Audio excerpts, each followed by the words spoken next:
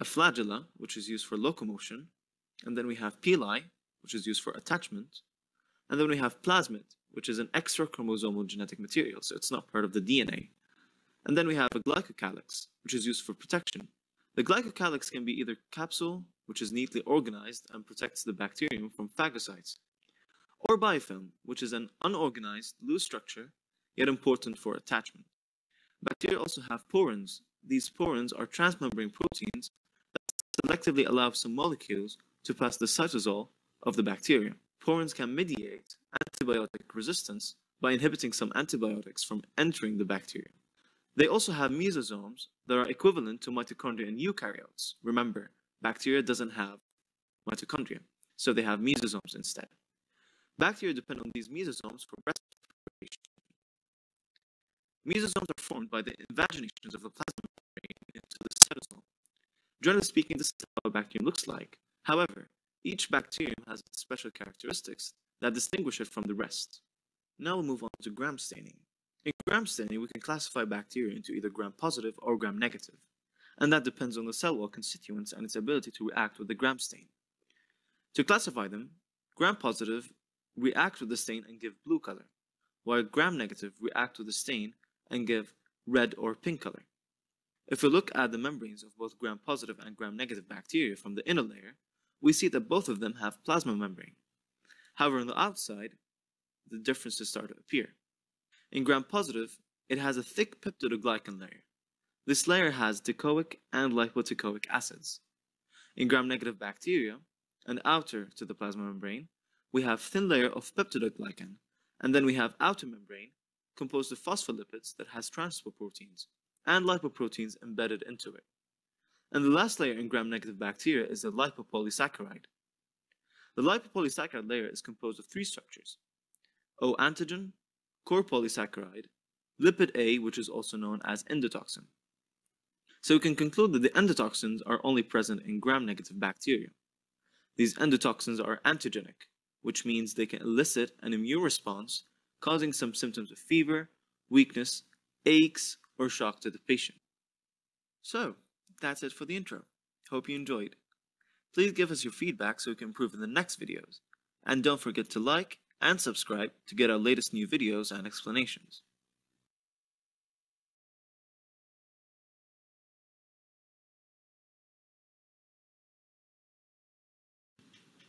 Hello guys, welcome back to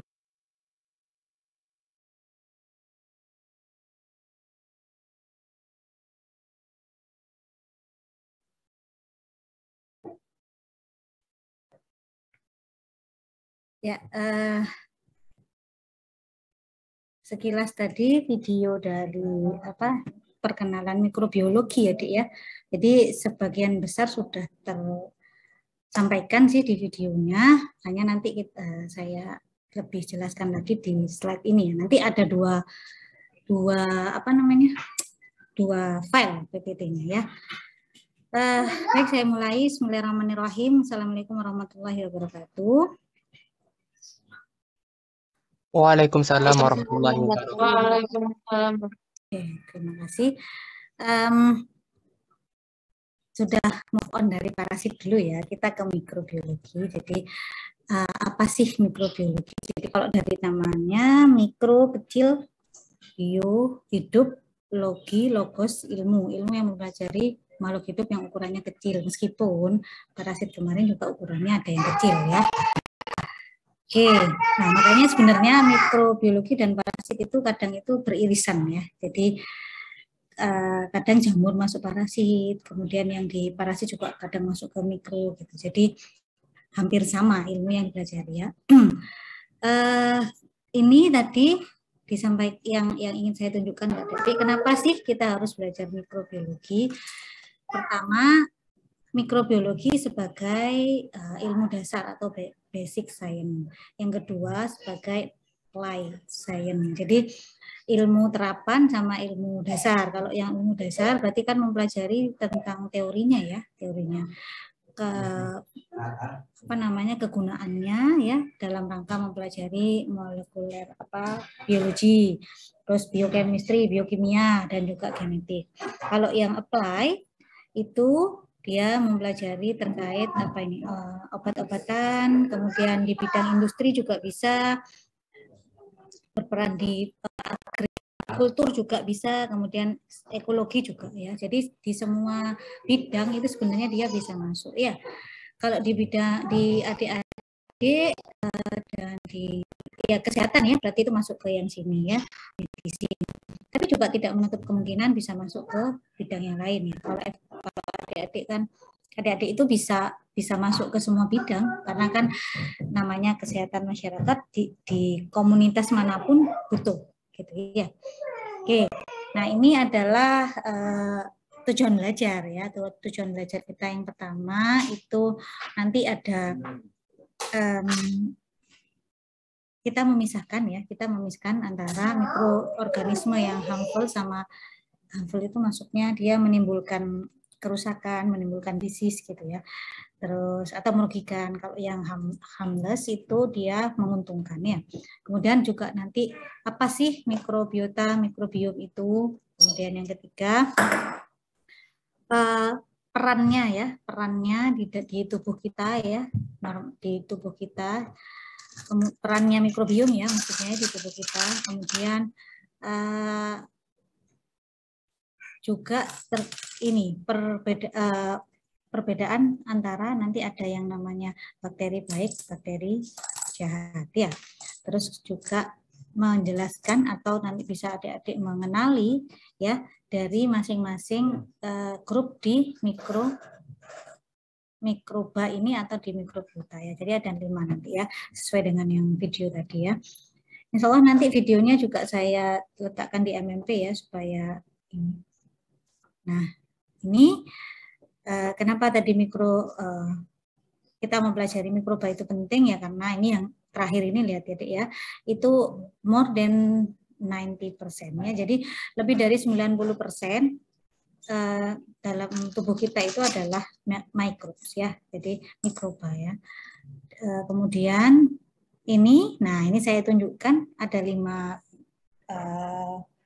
grup ya, pembagian grup ya dari mikroorganisme. Yang pertama itu bakteri, kemudian fungi ya, yeast, jamur, kemudian virus, protozoa dan alga. Nah, protozoa ini kemarin sudah kita pelajari di yang parasit ya, yang di parasit. Jadi tidak akan diulang lagi. Untuk yang alga tidak akan dibahas ya. Nah, yang akan dibahas nanti di mikro adalah 3 ini. Jadi bakteri, jamur, dan virus. Perbedaannya apa? Dari selnya sebenarnya. Yang pertama kalau bakteri itu dia sama dengan parasit protozoa, yang protozoa. Jadi dia uniseluler. Jadi cuma 1 sel gitu ya,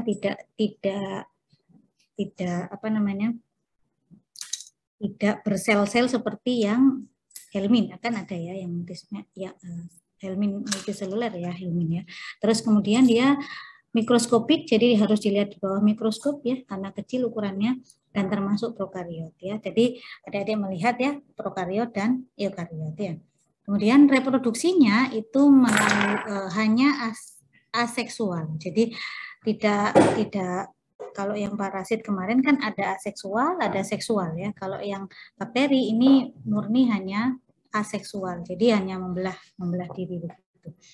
Terus kemudian yang jamur itu ada 2 macam. Jadi ada yang uniseluler ya, ada yang multiseluler. Jadi dan reproduksinya itu ada yang menggunakan yang aseksual ya. Jadi yang ini pakai spora, ada juga yang pakai tunas ya. Jadi ini yang tunas, ini yang pakai spora ya. Terus kemudian yang virus ini dia enggak punya sel, jadi namanya aseluler ya. Kenapa namanya submikroskopik? Karena dia lebih kecil lagi ya dari yang mikroskopik ini. Jadi lebih kecil dari yang 2 grup ini ya. Kemudian langsung, nah ini pembagiannya ya, prokariot, eukariot. Kalau prokariot itu ini ya, bakteri masuk prokariot ya. Kemudian yang eukariot itu fungi dan protozoa. Yang hewan itu helmin dan arthropod. Nah ini sudah semua kemarin ya. Nah, untuk yang subseluler itu sebenarnya kan dia nggak punya sel, tapi dia patogen. Gitu. Contohnya virus tadi sudah, yang satu lagi itu namanya prion. Prion ini protein yang bisa menyebabkan infeksi, ya, prion namanya ya. Terus kemudian ini perbedaannya prokariot dan eukariot. Yang adik-adik lihat di sini perbedaan yang paling mendasar itu mitokondria ya, tentang di sitoplasmanya itu isinya beda. Jadi kalau yang prokariot itu tidak punya mitokondria, kalau yang eukariot punya mitokondria dan sebagainya ya.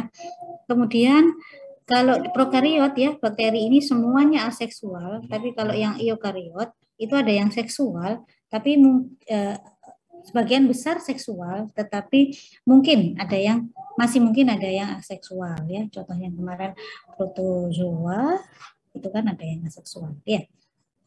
Oke, ini ukurannya. Kalau misalnya mau tanya boleh langsung ya Dek ya, boleh langsung open mic ya. Ini ukurannya. Jadi adik-adik kalau lihat ini telur kata ya ukurannya. Ini sel telur manusia ya.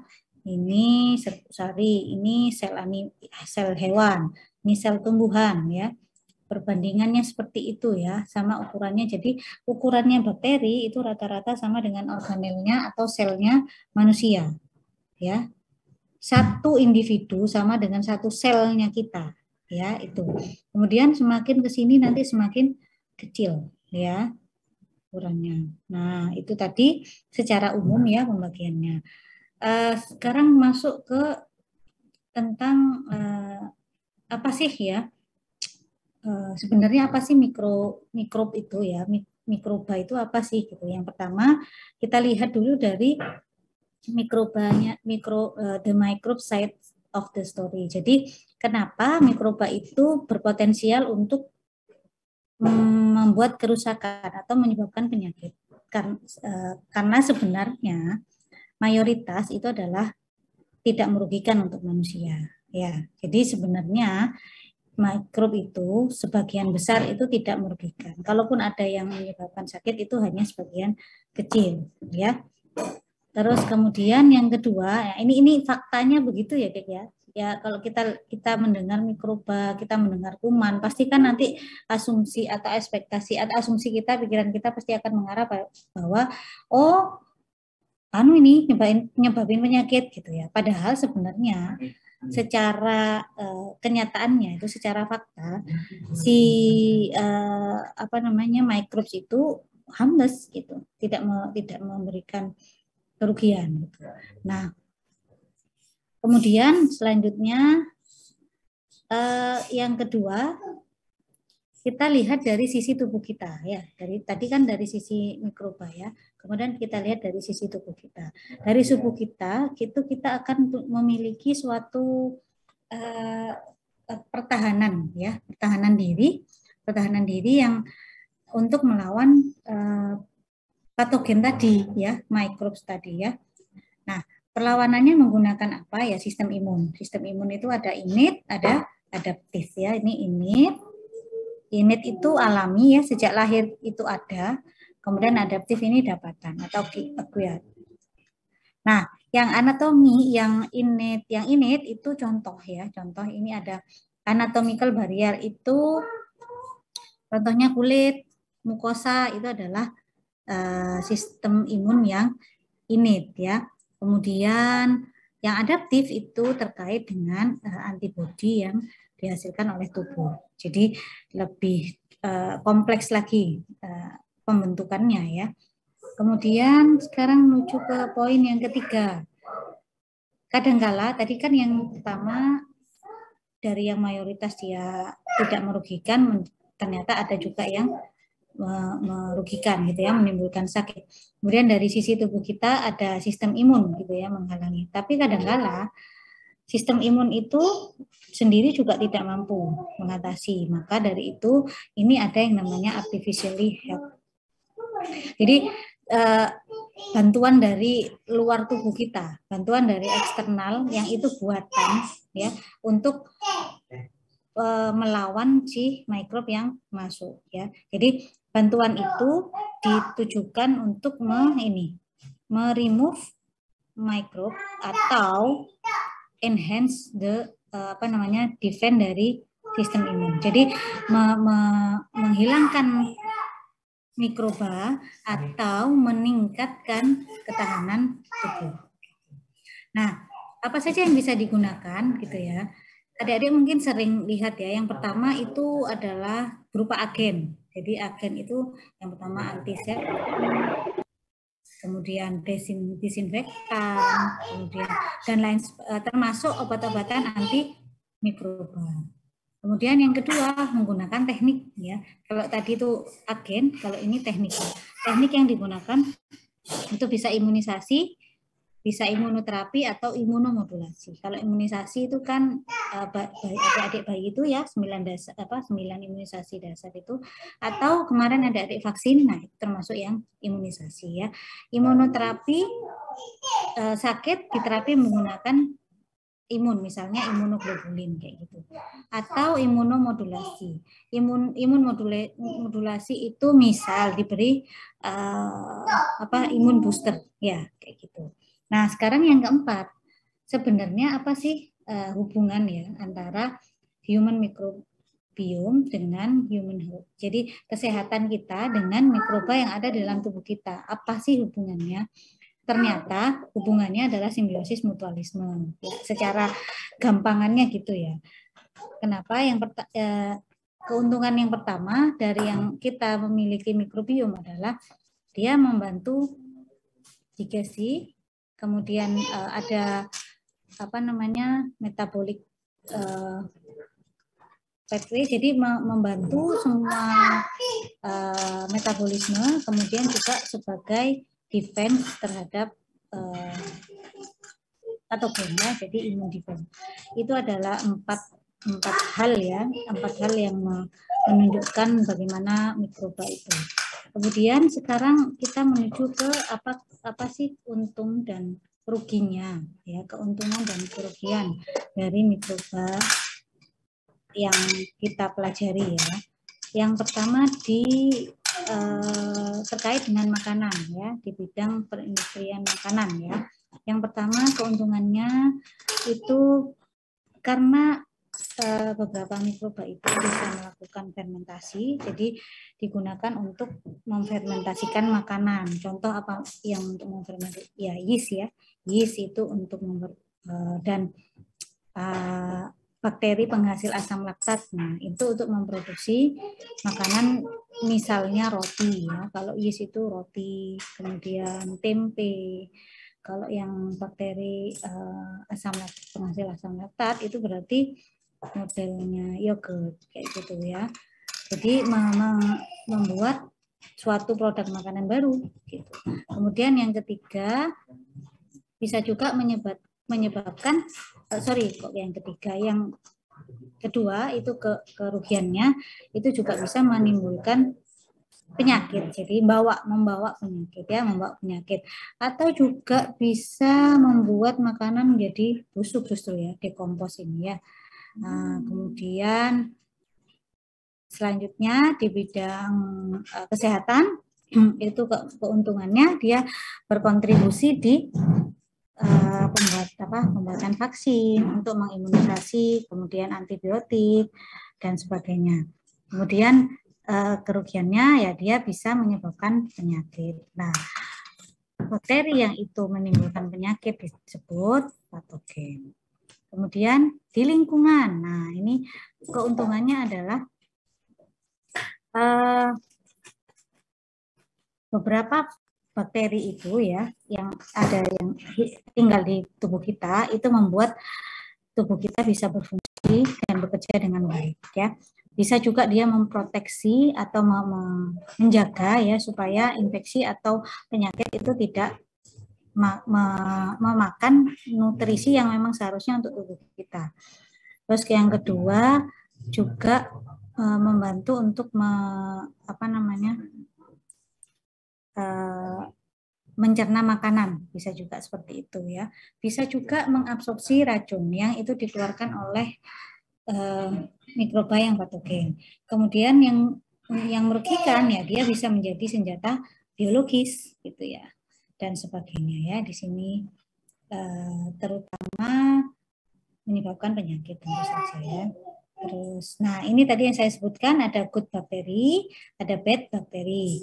Jadi yang good bakteri itu contohnya ini Lactobacillus, kemudian Lactococcus ya, sama-sama penghasil asam laktat, tapi yang ini bentuknya coccus, yang ini bacillus.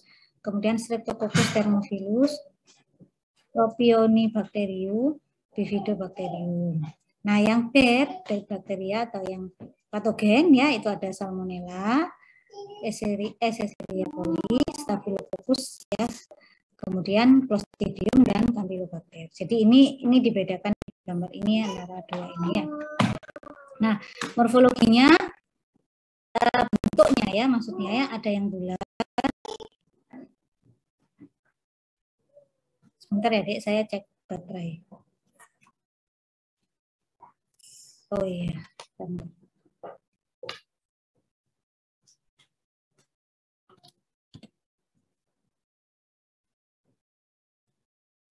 Nah, ini bentuknya ada yang bulat, ada yang datang, ada yang koma, ada yang spiral dan sebagainya ya. Terus kemudian ini ada flagella. Flagella ini bentuknya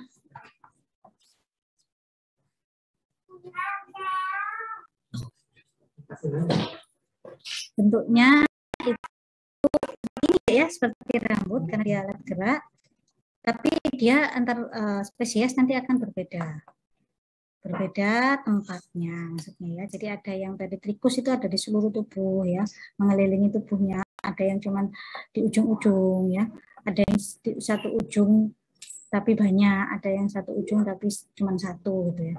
Itu nanti macam-macam contoh ya, ini ada gambarnya. Nah ini yang Salmonella, ini kan di satu ujung tapi banyak.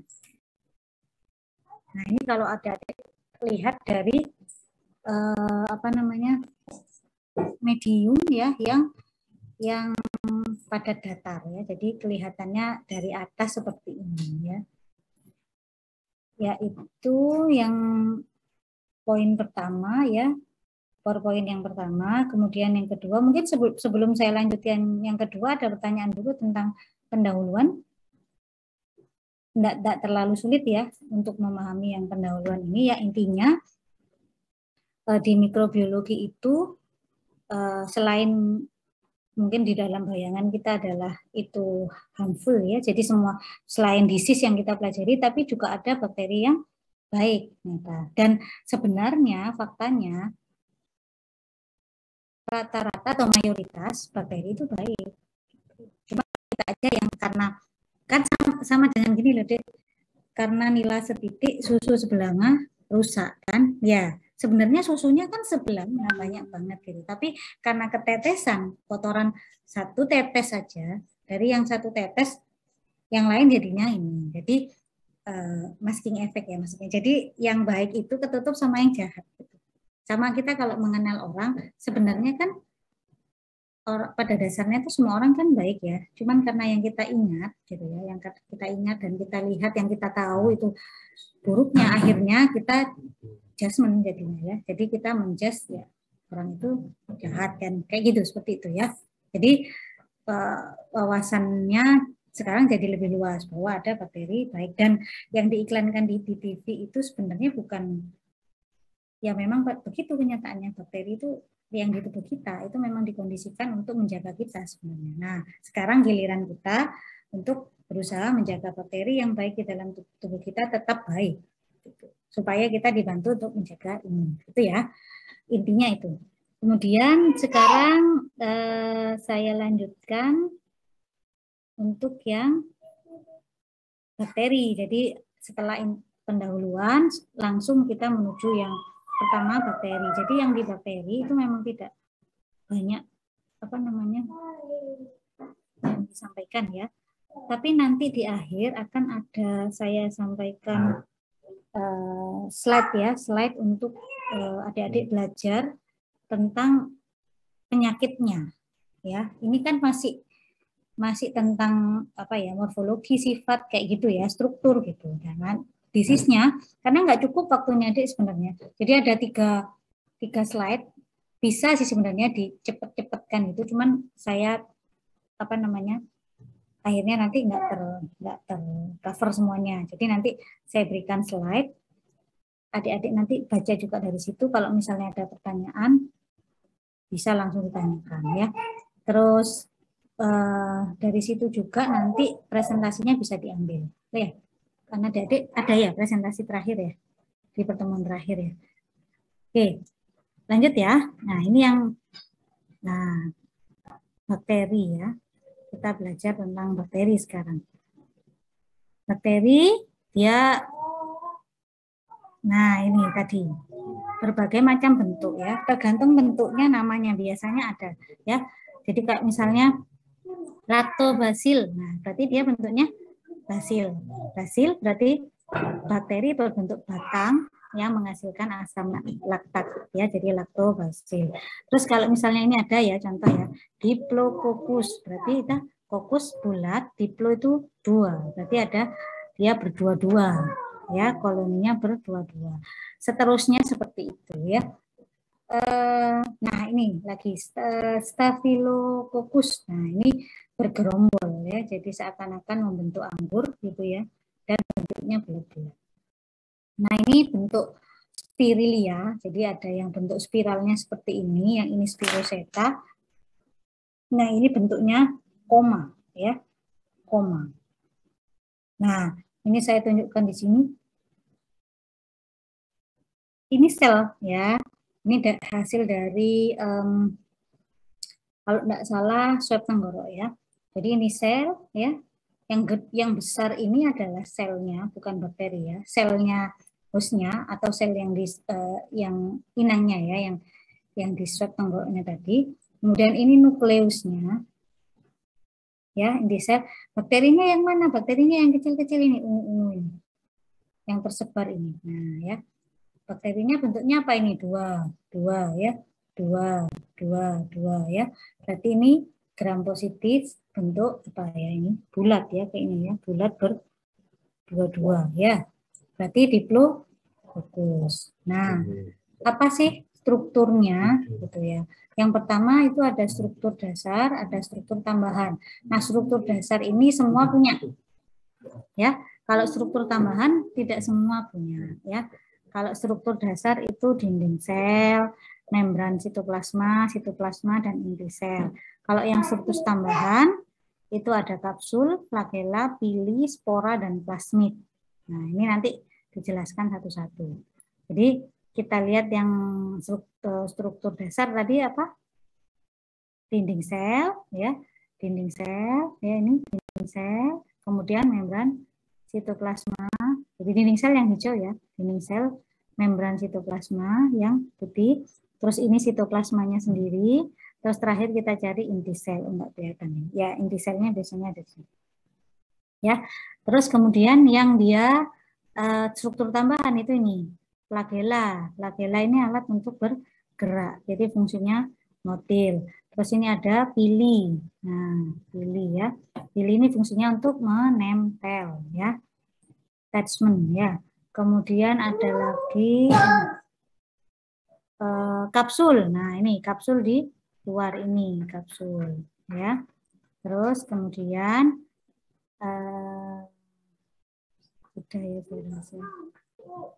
nah, ini sekarang kita ke masing-masing ininya ya, struktur ya. Dinding sel. Nah, dinding sel itu kan tadi di bagian luar ya. Nah, ini yang kuning ini. Sorry, yang hijau. Hijau. Ya, kalau dia ada kapsulnya ya dia diselubung kapsul, tapi kalau dia tidak ada ya langsung dinding sel. Jadi dinding sel ini dia mengatur bentuk sel. Jadi diatur rangka lah ya, seperti rangka lah. Jadi dia membentuk tubuhnya mereka masing-masing ya. Kemudian dia juga berperan pada pertumbuhan dan pembelahan sel. Ya jelas kalau dia binary fission, berarti kan dindingnya juga berperan di situ. Dan sifatnya dari dinding sel adalah semi permeable ya. Jadi dia bergantung dari ini tonus ini. Jadi hipertoni, apa hipotoni gitu ya. Itu nanti akan berproses sesuai dengan kondisi. Terus yang berikutnya dinding sel ini juga penentu antigenik ya. Mungkin masih ingat ya yang dimaksud dengan substansi antigenik. Jadi dinding sel ini bisa dijadikan pemicu dari antibodi karena dia antigen ya.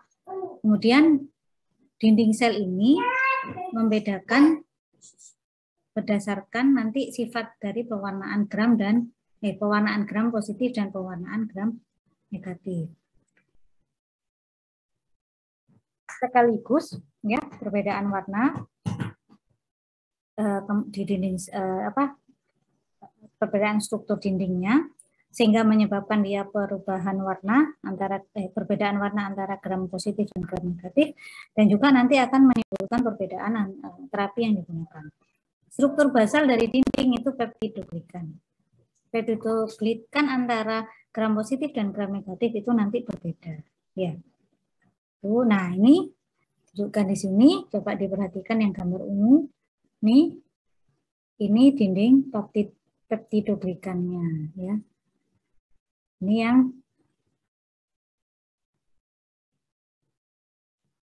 gram negatif ya. Jadi perbedaannya adalah pada ketebalan dinding peptidoglikan. Kemudian yang kedua membran sitoplasma, dia juga sebagai tempat untuk pertukaran gitu ya. Jadi dia barrier osmotik lah kayak gitu. Dan dia sifatnya juga sama-sama dinding sel yaitu semi permeabel. Membran sitoplasma itu terdiri dari protein dan lipid. Lalu fungsinya apa? Yang pertama, ya untuk mentransport nutrisi, ya kan? Mengirimkan nutrisi, membawa nutrisi. Kemudian yang kedua, dia membuang enzim dan toksin. Jadi kalau sudah ada yang terlanjur masuk, itu dibuang. Kemudian tempat produksi ATP, ya, membuat ATP atau energi ya. Ini yang lipopolisakarida tadi, seperti yang di di video tadi, kalau dia gram negatif. Maaf ya dek, saya kok ngantuk banget sih. Nah ini di gram negatif, nanti adik-adik akan menemukan komponen yang namanya lipopolisakarida. Coba saya contohkan. Nah ini. Lipopolisakarida ini yang bagian atas ya. Terus baru di bawahnya kan dinding sel yang ini terdiri dari outer membran dan peptidoglikan ya. Terus kemudian sitoplasma. Sitoplasma ini adalah cairan yang berada di dalam sel ya. Kalau dia ini sel, kemudian ini ada inti sel, yang ini adalah sitoplasmanya.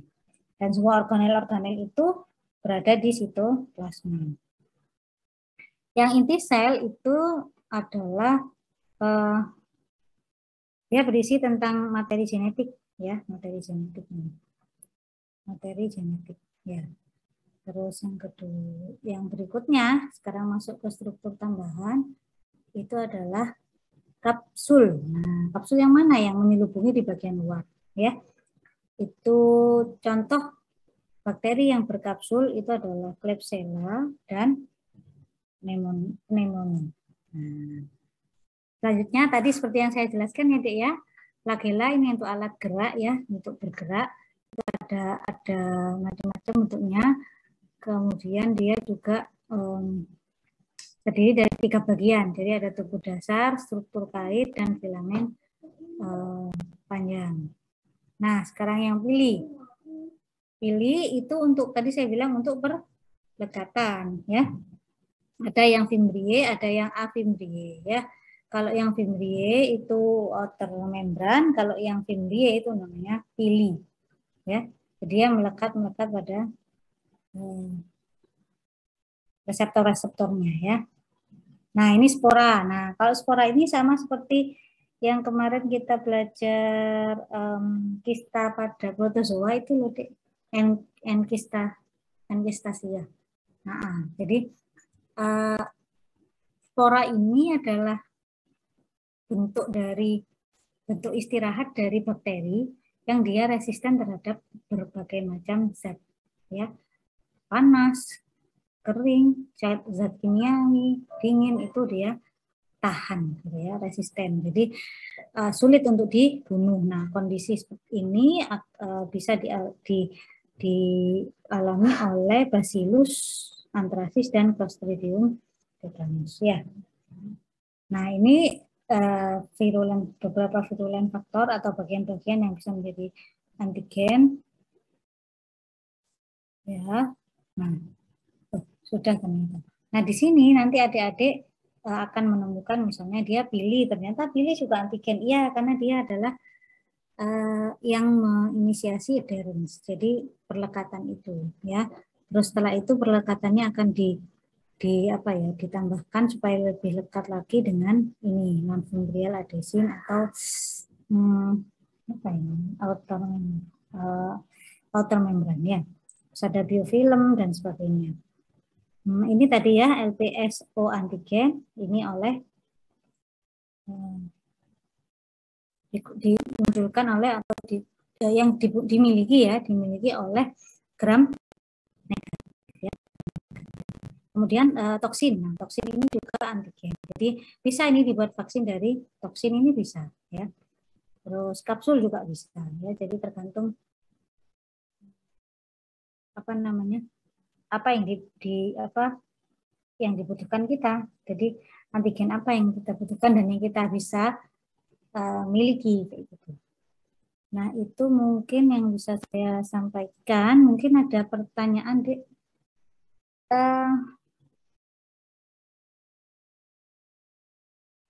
Sudah presensi semua?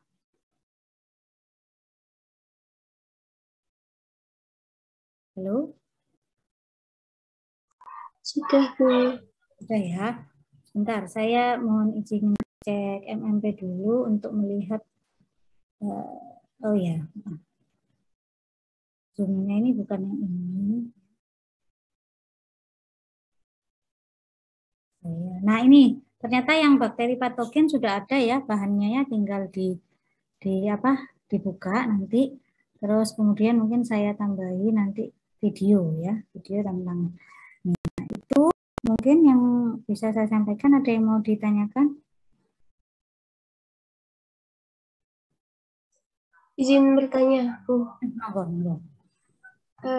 Itu tadi spora yang dijelaskan di sini apa sama ya, Bu, dengan spora yang di tanaman paku?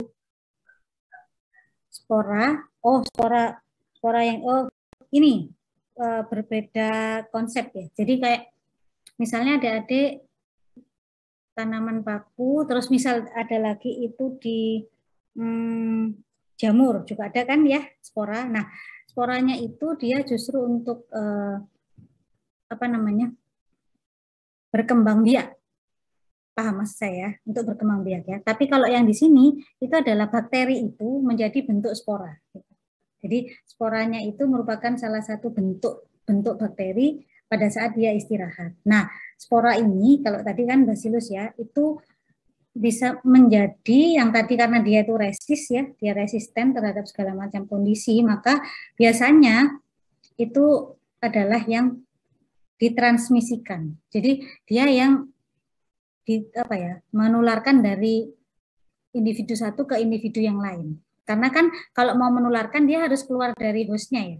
Nah, jadi dia kalau keluar dari hostnya, jadi dia tahan. Dan itu biasanya yang dijadikan sebagai senjata biologis itu sporanya yang dipakai, gitu. Ya, beda ya, begitu ya, Dek, ya. Paham ya maksud saya? Paham, Ibu. Terima kasih. Oke, terima kasih, Mbak Bilkis. Ampun, ya, tidak ada post-test, Dek. Proses terakhir itu kalau enggak salah kita cuma dua atau 3 kali, ya. Nanti saya lihat lagi, saya lupa. Hari ini enggak ada yang untuk materi ini enggak ada post-test. Terus kalau enggak ada pertanyaan lagi, mungkin saya akhiri karena tadi dimulai dengan basmalah. Saya akhiri dengan mengucapkan hamdalah, alhamdulillahirabbil alamin, istighfar, astagfirullahaladzim, dan doa kafaratul majelis. Subhanakallahumma wa bihamdika asyhadu an la ilaha illa anta astaghfiruka wa atubu ilaik. Sebelum saya tutup, mohon maaf lahir batin dulu, ya. Ini belum ketemu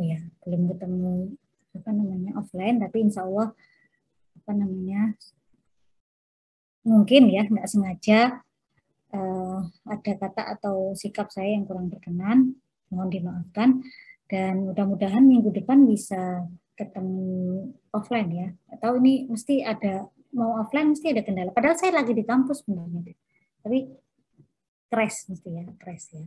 Jadi terima kasih. Wabillahi taufiq wal hidayah. Wassalamualaikum warahmatullahi wabarakatuh. Waalaikumsalam Waalaikumsalam warahmatullahi warahmatullahi wabarakatuh. Terima kasih banyak. Sama-sama. Terima kasih banyak Ibu. Sama-sama.